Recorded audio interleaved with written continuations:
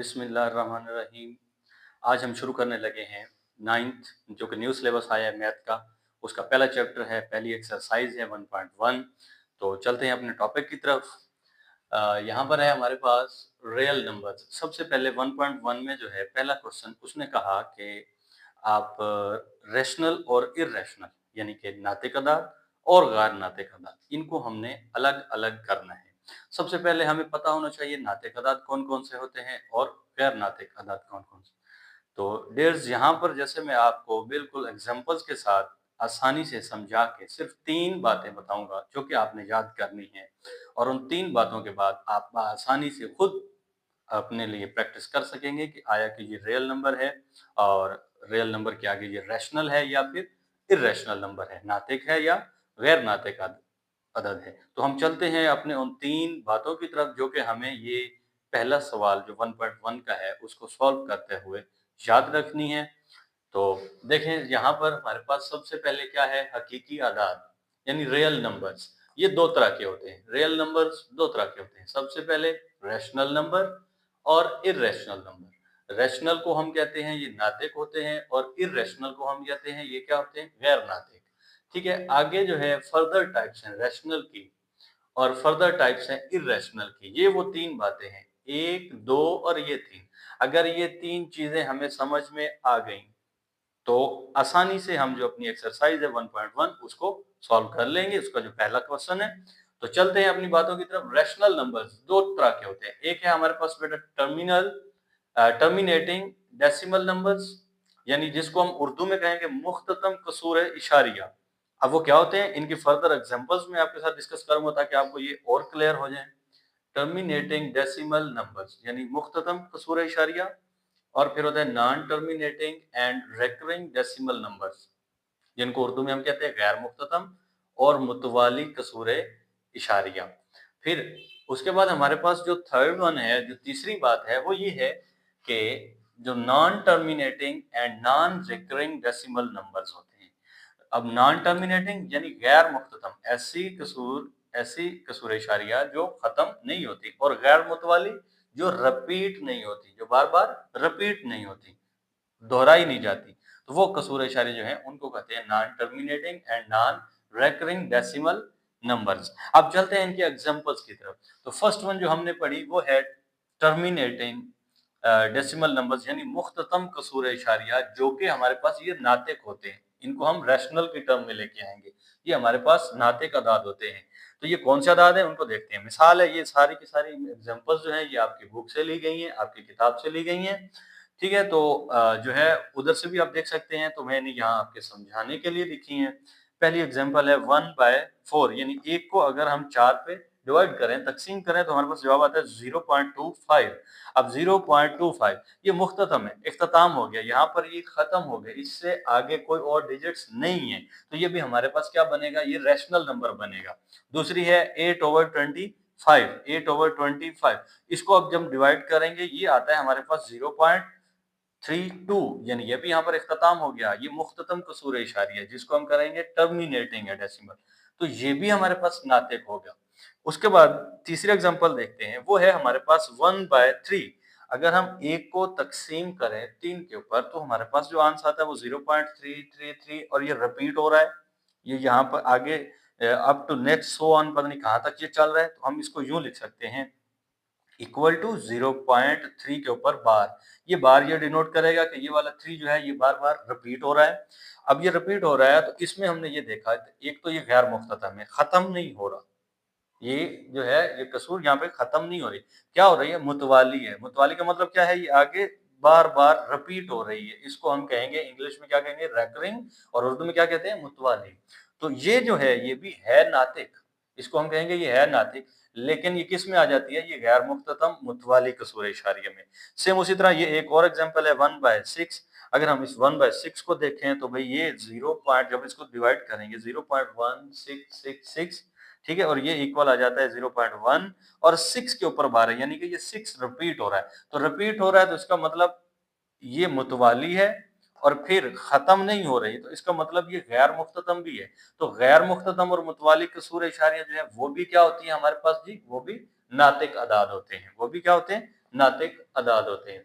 ठीक हो गया। उसके बाद थर्ड वन जो हमने पढ़ी थी, ये तीसरी बात कि हमने ये पढ़ लिया, मुख्ततम भी पढ़ ली, गैर मुख्ततम भी पढ़ ली, और गैर मुख्ततम में हमने ये पढ़ा कि मुतवाली। अब गैर मुख्ततम और गैर मुतवाली कि खत्म भी नहीं होगी और वो क्या है कि वो रिपीट भी नहीं हो रहा होगा। नॉन टर्मिनेटिंग होगी यानी खत्म भी नहीं होगी, एंड नॉन रिकरिंग होगी और यानी कि वो रिपीट भी नहीं हो रही होगी। उसकी एग्जांपल देखते हैं, जैसे कि ये है पाई। अब पाई की कैलकुलेटर की मदद से आप वैल्यू लेंगे तो आपके पास ये आएगा 3.1415926535897932 और ये आगे चलती जाएगी वैल्यू। अब इसमें देखें, जैसे यहाँ पे 666 ये रिपीट हो रहा था, 33 रिपीट हो रहा था, यहाँ पर कोई भी डिजिट रिपीट नहीं हो रहा। तो जब ये रिपीट नहीं हो रहा तो एक तो ये खत्म भी नहीं हो रही, दूसरी ये रिपीट भी नहीं हो रही, तो गैर मुख्ततम भी है, गैर मुतवाली भी है, यानी नॉन टर्मिनेटिंग भी है और नॉन रिकरिंग भी है। तो इसको हम कहेंगे ये गैर नातिक है। दूसरी एग्जांपल देखें, ई है। इसको अगर आप कैलकुलेटर की मदद से जब इसकी वैल्यू अगर आप देखेंगे तो ई की जो वैल्यू है आपके पास आएगी वो क्या आएगी, 2.71828182845904 और ये भी इख्तिताम इसका भी नहीं हो रहा। तो ये भी क्या आएगा, इसमें आ जाएगी कि गैर नातिक है। एक तो गैर मुख्ततम है, इसका खत्म नहीं हो रही है, दूसरा ये है कि रिपीट भी नहीं हो रहा। तो ये मुतवातिर बार बार ये वो इनसे रिपीट भी नहीं कर रहे, तो इसको भी हम कहेंगे कि ये भी हमारे पास गैर नातिक है। तीसरी अंडर रूट 2। अंडर रूट 2 का जजर लें अगर आप कैलकुलेटर की मदद से जब जजर लेंगे तो आपके पास आंसर आएगा 1.414213562309 और अप टू सो वन।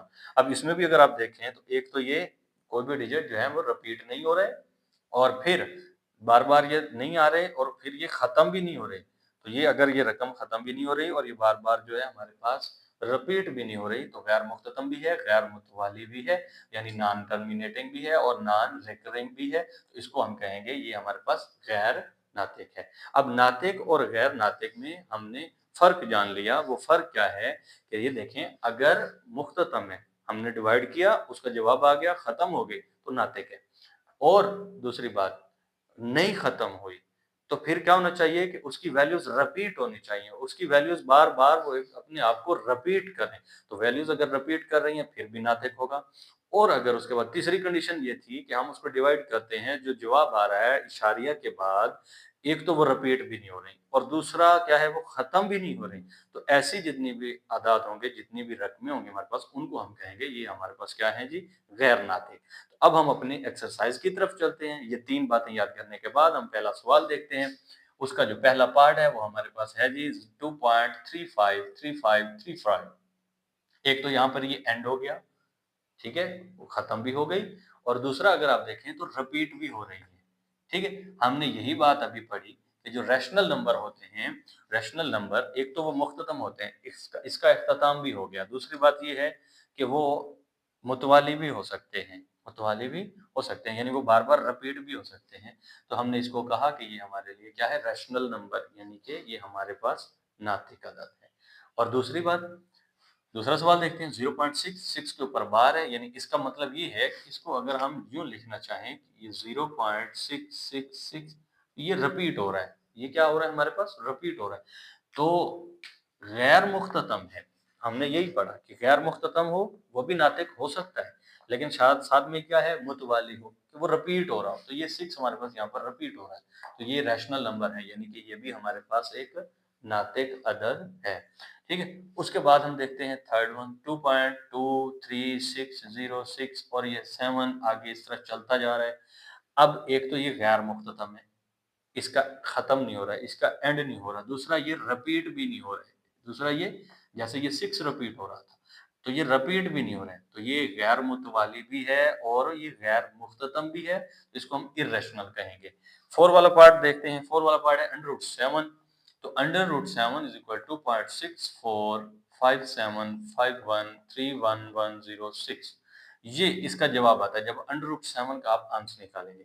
तो ये जो आंसर आया इसको भी हम देखें तो अंडर रूट 7 का जो आंसर आ रहा है, ना तो वो इख्तिताम हो रहा है और ना ही वो रिपीट हो रहा है, तो दोनों गैर मुख्ततम भी है और गैर मुतवाली भी है। तो इसको हम कहेंगे ये हमारे पास इर्रेशनल है, यानी कि गैर नातिक है।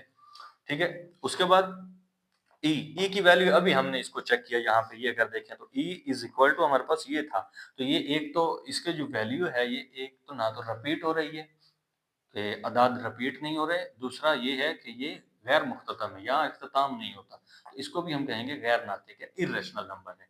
उसके बाद है छठा 6 पार्ट जो है पाई की वैल्यू अगर आप देखें 3.14, ये भी हमने यहाँ डिस्कस किया है, ठीक है। तो ये ना तो इसकी वैल्यूज जो है वो रिपीट हो रही हैं और ना ही ये जनाब के एंड हो रही हैं, तो इस पाई को भी हम कहेंगे ये भी हमारे पास इरेशनल नंबर है।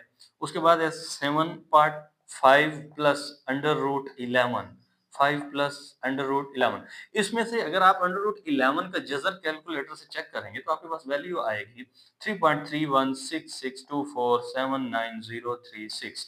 अब अगर इसमें आप ये 5 प्लस भी कर देंगे तब भी ये ना तो डेसिमल के बाद एंड होगा, ना ये डेसिमल के बाद कोई वैल्यू रिपीट कर रहा है, तो इसको हम कहेंगे ये भी हमारे पास एक इरेशनल नंबर है। फिर under root 3 plus under root 13, इसी तरह अंडर रूट 3 का अंडर रूट ले ये आंसर आता है, अंडर रूट 13 का आंसर ले ये आता है आपके पास कैलकुलेटर की मदद से, तो ये दोनों के आंसर मैंने लिख दिए, तो कोई भी वैल्यू जो है वो डेसिमल पॉइंट के बाद रिपीट नहीं हो रही, तो रिपीट नहीं हो रही तो इसका ये मतलब है कि ये हमारे पास गैर नातिक है, ये भी गैर नातिक है, ये भी, दोनों को जब आप जमा करेंगे तो आपके पास जो जवाब आएगा वो भी गैर नातिक होगा, यानी इर्रेशनल होगा, ठीक है। उसके बाद अगर हम देखें 9 वाला पॉइंट जो है वो है 15/4, तो 15/4 को आप सिंपली कैलकुलेटर की मदद से डिवाइड करें, तो कैलकुलेटर की मदद से डिवाइड करने से आपके पास जवाब आएगा 3.75। अब ये पॉइंट के बाद मुख्ततम है, इख्तिताम भी इसका हो गया, ठीक है। तो जो मुख्ततम कसूर होती है वो हमने ये पढ़ा, मुख्ततम कसूर इशारिया क्या कहलाती है भाई, वो नातिक अदाद होती हैं, तो यहाँ हम कहेंगे रैशनल नंबर, तो ये रैशनल नंबर हो गया हमारे पास। जो इसका है 10 वाला पार्ट लास्ट, वो है हमारे पास 2 माइनस अंडर रूट 2 और इसके साथ है 2 प्लस अंडर रूट 2। इनको देखें तो हमारे पास ये फार्मूला मैंने यहाँ लिखा, ये a माइनस बी और क्या है a प्लस बी, तो ये इनका आपस में हमारे पास क्या बन जाता है, ये हमारे पास इनका स्क्वायर बन जाता है, तो a का स्क्वायर माइनस प्लस माइनस आ जाएगा और ये b और ये b का स्क्वायर, यानी हम यहाँ इसका 2 और ये 2 इसका स्क्वायर लिखेंगे, माइनस प्लस माइनस आएगा और अंडर रूट 2 और अंडर रूट 2 इसका आपस में क्या आ जाएगा, स्क्वायर आ जाएगा, तो अगर इसका स्क्वायर इससे कैंसिल हो सकता है तो 2 बच जाएगा और 2 का स्क्वायर 4 हो जाएगा, 4 माइनस 2 इज इक्वल टू क्या आ गया 2, तो 2 हमारे पास एक रैशनल नंबर है, यानी कि हमारे पास वो एक नातिक अदद है। तो जो 10 वाला ये आपकी बुक में लिखा हुआ है ये हमारे पास क्या बनता है, एक रैशनल नंबर बनता है। ये था पहला क्वेश्चन। अब चलते हैं अपने दूसरे क्वेश्चन की, जो हमारे पास क्वेश्चन नंबर 2 है, उसमें गिवन नंबर्स हैं उनको हमने जो है वो नंबर लाइन पर शो करना है, ठीक है। सबसे पहले जो हमारे पास है नंबर उसको देखते हैं, वो है अंडर रूट 2। अगर अंडर रूट 2 आप कैलकुलेटर की मदद से चेक करेंगे तो वो हमारे पास अंडर रूट 2 जो आता है वो 1.41 आता है, 1.41 आता है। तो अब हम इसको इस तरह नहीं शो कर सकते, इसकी हम बनाएंगे ट्राइएंगल।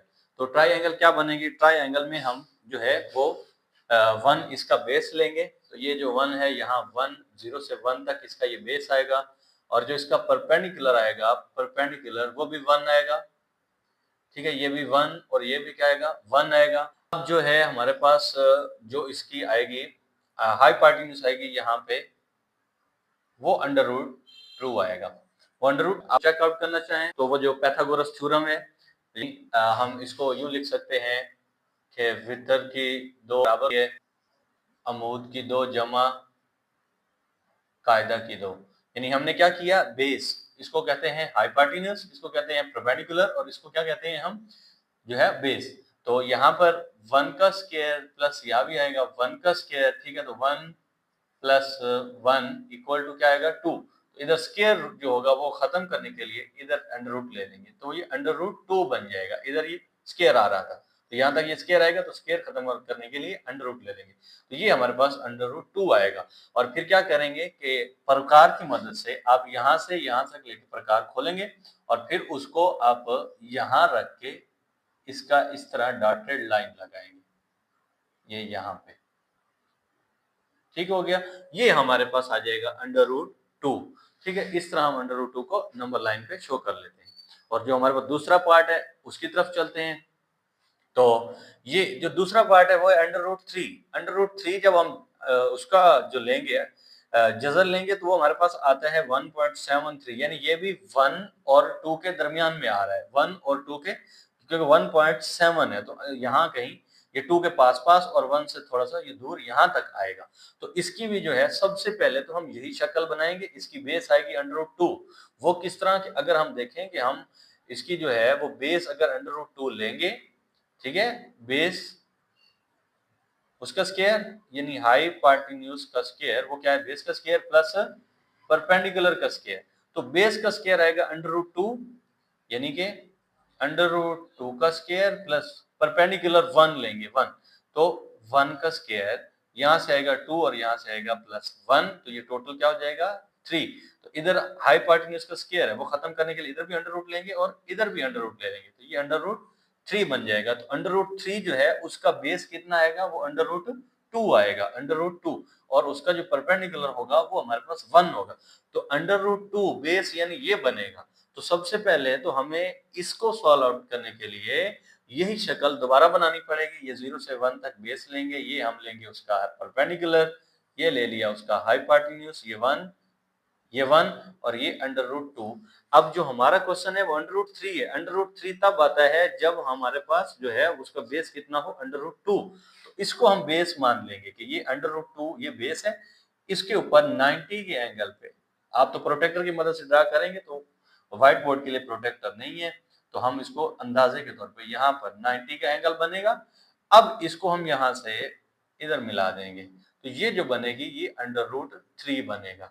ये बेस, ये इसका परपेंडिकुलर 1 जो हमने लिखा था, यानी √2 बेस हो गया ये वाली, ठीक है, और ये हमारे पास 1 हो गया जो उसका परपेंडिकुलर था, और ये इसको जब सॉल्व आउट हमने किया तो √3 आता है, जो कि ये हमने नंबर लाइन के ऊपर शो कर दिया। अब क्या करेंगे, यहाँ से लेके यहाँ तक आप प्रकार खोलेंगे, प्रकार खोलने के बाद जब आप लाइन लगाएंगे डॉटेड लाइन, तो वो यहाँ कहीं आके लगेगी, तो इसको हम 1.7 कहेंगे। अगर आप देखें 1.7 यानी 2 के करीब करीब यहाँ पर ये वो पॉइंट आता है, ठीक है। इसके बाद थर्ड वन है हमारे पास 4 1/3। तो हमने अब क्या करना है कि 4 से आगे हमने 3 हिस्सों में इसको तकसीम कर देना। 4 से 5 के दरमियान कितने हिस्से बनाने हैं जी, जो नीचे आ रहा होगा डिनोमिनेटर में जो आ रहा होगा, यानी ये एक हिस्सा, ये दूसरा और तीसरा, यानी ये 1, ये 2 और ये 3, ये एक हिस्सा बन गया, ये दूसरा और ये तीसरा। अब इनमें से हमने कौन सा लेना है, जो ऊपर आ रहा होगा, ऊपर कौन सा आ रहा है 1, तो ये पहला जो आ रहा है ये हमारा वो पॉइंट है। 4 के बाद 3 हिस्से कर लिए, 3 हिस्से करने के बाद हमने कौन सा पॉइंट लेना है, 1 वाला, जो 1 वाला है, यानी 4 1/3 ये वाला हमारा पॉइंट है। इसको अभी हमने नंबर लाइन के ऊपर शो कर दिया, ठीक है। उसके बाद हमारा जो है थर्ड वाला ये हो गया। फोर्थ वाला पार्ट है -2 और 1/7, तो -2 ये रहा, -2 के आगे हमने अब क्या करना है, उसको 7 हिस्सों में यानी तकसीम करना है। ये 3 और -2 के दरमियान यहाँ पे आएगा, तो ये 1 2 3 4 5 6 सातवां वो बन जाएगा। तो 7 हिस्सों में तकसीम कर लिया। अब हमने पॉइंट कौन सा लेना है, जो 1 वाला है, -2 के बाद 1 वाला ये पॉइंट बनता है, ठीक है। तो ये है -2 1/7, तो इसको भी हमने नंबर लाइन के ऊपर शो कर लिया।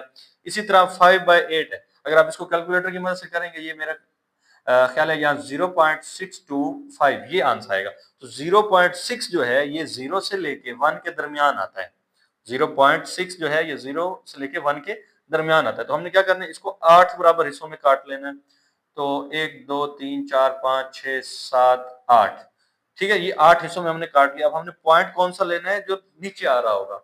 नीचे हमारे पास क्या आ रहा है 8, तो 8 1 2 3 4 5 6 7 और ये वाला आ रहा है 8, तो इसको हम कहेंगे ये हमारे पास 5/8 है।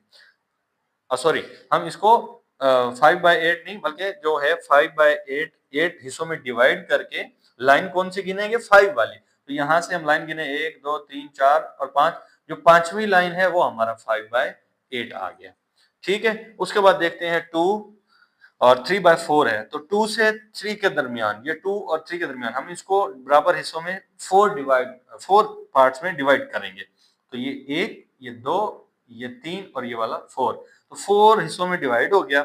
नीचे वाला जो था डिनोमिनेटर में, अब नोमिनेटर में क्या है 3, तो हमने 2 के बाद कौन से वाला हिस्सा लेना है, तीसरा, 3/4 उसका, तो ये तीसरा आ जाएगा जी, 1 2 और ये 3, बात समझ आ गई? तो ये 2 3/4 इसको भी हमने नंबर लाइन के ऊपर शो करवा दिया। तो ये है हमारे पास क्वेश्चन नंबर 2 उसके जो है 6 पार्ट थे तो क्वेश्चन नंबर 2 कंप्लीट हो गया। अब हम जो है स्टूडेंट्स चलते हैं किसकी तरफ क्वेश्चन नंबर 3 की तरफ। जो क्वेश्चन नंबर 3 है उसमें उसने हमें क्या किया है वैल्यूज दी हैं और उसने उसको कहा है कि P/Q की शक्ल में उनको लिखें और जो Q है वो 0 नहीं होना चाहिए जबकि P और Q दोनों इंटीजर हैं। तो हम देखते हैं कि हमारे पास कितने सवाल हैं। तो इसमें देखें तो 1 2 और 3 3 पार्ट है। हम सबसे पहले जो पार्ट नंबर 1 है इसको सॉल्व करते हैं 0.4 इसके ऊपर बार है। हम सबसे पहले क्या करेंगे इसको लेट कर लेंगे लेट यानी फर्ज कर लेंगे फर्ज किया x बराबर है 0.4 4 के ऊपर बार है। इसको मजीद लिखें तो x इज इक्वल टू 0.444444 इस तरह अप टू सो ऑन हम इसको लिख सकते हैं और इसको इक्वेशन 1 का नाम दे दें आप। और फिर क्या करेंगे अगर देखें पॉइंट के बाद एक डिजिट है ये पॉइंट जो है डेयर्स वो समझने वाला है। अगर पॉइंट के बाद एक डिजिट है तो उसको हम मल्टीप्लाई करेंगे 10 के साथ और अगर पॉइंट के बाद दो डिजिट्स हैं तो उनको हम मल्टीप्लाई करेंगे 100 के साथ। जिस तरह आप दूसरी रकम देख रहे होंगे उसमें पॉइंट के बाद दो डिजिट्स हैं 3 भी है 7 भी है इसको हम मल्टीप्लाई करेंगे 100 के साथ इसको भी 100 के साथ 2 और 1 है इधर सिर्फ एक डिजिट है सिंगल 0.4 तो इसको हम 10 से मल्टीप्लाई करेंगे। ये तीनों क्वेश्चंस में फर्क है। तो 10 से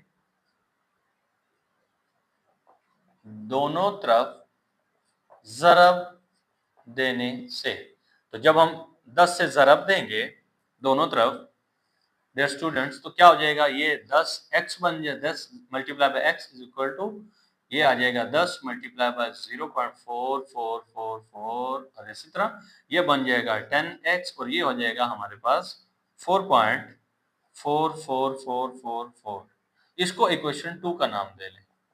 ठीक है अब हमने क्या करना है हमने जो इक्वेशन 2 है इसमें से इक्वेशन 1 निकाल देना है। क्या लिखते हैं कि मसावात दो में से एक को नफी करने से तो क्या हो जाएगा 10x इसमें से नफी हो जाएगा x और इधर क्या है 4.4444 माइनस 0.4444 और ये अप टू सो ऑन था इधर भी। ठीक है इसको यूं लिख लें up to so on minus 0.4444 up to so on. अब ये जब इसमें से माइनस आप करेंगे कैलकुलेटर की मदद से तो आपके पास जो आंसर आ जाएगा यहाँ तो आ जाएगा 9x 10 में से 1x तो 9x और इधर आ जाएगा 4 तो हमने वैल्यू फाइंड आउट करनी है x की x इज इक्वल टू क्या हो जाएगा 4/9 तो ये हमने उसको P/Q की शक्ल में लिख दिया। यही हमारा जो है वो पहले क्वेश्चन का आंसर। ठीक हो गया डियर स्टूडेंट्स। अब हम चलते हैं इसके पार्ट नंबर 2 की तरफ। पार्ट नंबर 2 क्या है वो है हमारे पास 0.37 तो ये पार्ट नंबर 2 हल करेंगे 0.37 उसके ऊपर बार है तो इसको भी उसी तरह फर्ज करेंगे। पहले फर्ज किया ठीक है फर्ज किया x इज इक्वल टू 0.37 और अब क्या करेंगे इसके ऊपर बार है बार का मतलब ये रिपीट हो रहा है तो x इज इक्वल टू 0.373737 ठीक है इसको ओपन कर लेंगे और इसी तरह ये अप टू 1 चलता जाएगा। इसको मसावात 1 का नाम दे देंगे। अब क्या करते हैं ठीक है जिस तरह वहां पे किया था दोनों तरफ क्या करेंगे यहाँ अब दो डिजिट्स थे तो 100 से मल्टीप्लाई करेंगे 100 के साथ यानी दोनों तरफ 100 से ज़रब करने से तो ये 100 multiply by x is equal to 0.373737 up to 1 multiply by 100 ठीक है ये आ जाएगा हमारे पास 100x और ये हो जाएगा 37.37 और अप टू 1 इसको इक्वेशन 2 का नाम दे लेंगे। ठीक है ये हमारे पास मुसावत जो है वो मुसावत इक्वेशन नंबर 2 बन जाएगी। अब क्या करेंगे जैसा कि पहले सवाल में किया कि मसावत 2 में से मसावत 1 को नफी कर देंगे। ठीक है, तो मसावत 2 ये है हमारे पास 100x इज इक्वल टू 37.37 37 और अप टू सो ऑन, और मसावत जो है वो 1 ये है, x इज इक्वल टू 0.373737। तो इसको हम माइनस करते हैं, यहाँ लिखेंगे कि मसावत 2 में से मसावत 1 को तफरीक करने से, तो ये आ जाएगा 100x minus x is equal to 37.37 up to so on, ठीक है, माइनस 0.37 37 और 37 अप टू सो ऑन। इधर आ जाएगा 99x, 100 में से 1 गया, और इधर हमारे पास जब माइनस करेंगे कैलकुलेटर की मदद से 37 आ जाएगा। हमने x की वैल्यू फाइंड आउट करनी है, x एक ही साइड पे रहेगा, ठीक है, जो 99 है ये 37 के नीचे दूसरी साइड पे आके डिवाइड हो जाएगा, तो x is equal to 37 over क्या आ जाएगा 99। ठीक हो गया, यही हमारा आंसर था, तो हमने इसको p बटा q की शक्ल में लिख लिया। ये क्वेश्चन नंबर 3 का सेकंड पार्ट था। अब चलते हैं क्वेश्चन नंबर जो है 3 का हमारे पास थर्ड पार्ट जो है वो है हमारे पास जनाब 0.21 और ऊपर बार है, तो हम फर्ज करेंगे। सबसे पहले फर्ज किया x इज इक्वल टू 0.21 ऊपर बार, ठीक है, इसकी बार जब खत्म करेंगे तो क्या हो जाएगा x इज इक्वल टू 0.21 21 21 और अप टू सो ऑन, ठीक है। अब क्या करेंगे, दोनों तरफ 100 से ज़रब देने से, तो 100 multiply by x is equal to क्या हो जाएगा 100 मल्टीप्लाई बाय 0.21 21 और 21 अप टू सो ऑन, ये हो जाएगा बेटा 100 x is equal to 21.21 21 up to so on. ठीक हो गया जी। अब क्या करेंगे, अब हम इसको मुसावात 1 का नाम देंगे और इसको मुसावात 2 का नाम देंगे, जैसा कि हमने क्वेश्चन नंबर 3 के पार्ट नंबर 1 और पार्ट नंबर 2 में किया, ठीक है। अब फिर सेम उसी तरह क्या करेंगे, मुसावात 2 में से मसावात 1 को तफरीक करने से, ठीक है, क्या हो जाएगा 100x minus x is equal to 21.21 21 minus 0.21 21 और ये सारा, ठीक। जब इसको आप माइनस करेंगे तो ये आपके पास 21 आ जाएगा और इसको माइनस करेंगे तो 99x आ जाएगा। ठीक हो गया। अब हमें क्या चाहिए, x की value, x is equal to क्या जाएगा 21 और ये इधर मल्टीप्लाई और x के साथ इधर आके डिवाइड हो जाएगा, तो ये हमने p बटा q की शक्ल में इसको भी लिख लिया। ये हमारे पास जो है क्वेश्चन नंबर 3 था और उसमें a 1 2 3 पार्ट्स थे, तो उन्होंने कहा कि इसको p बटा q की शक्ल में लिखें, जो कि हमने लिख ली।